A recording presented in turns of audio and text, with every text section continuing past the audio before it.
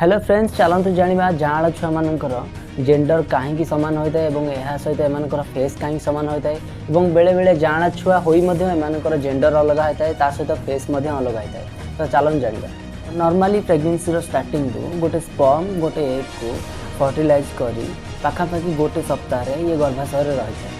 Eighty विभिन्न प्रकार stages रे डेभलप हो पाखापाखि 9 ରୁ 10 मास डेलीवरी होता है। समस्ते जानते गोटे टाइम रे गोटे सिंगल छुआ ही जन्म होता है, हेले जाँला छुआ हुअंती कहीं। सबुठ इंटरेस्टिंग होचे गोटे टाइम रे जाँला छुआ हुअंती केमती। यह मुख्यतः दुईटी कारण होता है। प्रथमटी होची मोनोजाइगोटिक, जो एग गोटे स्पर्म द्वारा फर्टिलाइज हो किसी समय पर ये दुईटी फर्टिलाइज एग रे परिणत होता है और जो यही ट्विन्स बेबी मानकर जेंडर सेम सहित एम फेस सामान देखा जाता है। एवं सेकेंड पॉइंट है डाइजाइगोटिक, जो कौन कारण माँ पाखे दुईटी egg at a time release होता है और यही दुईटी एग दुईटी स्पर्म द्वारा फर्टिलाइज होता है, जो यही बेबी मानकर जेंडर अलग सहित एम फेस अलग होता है। भल लगे शेयर निश्चिंत करें। नमस्कार।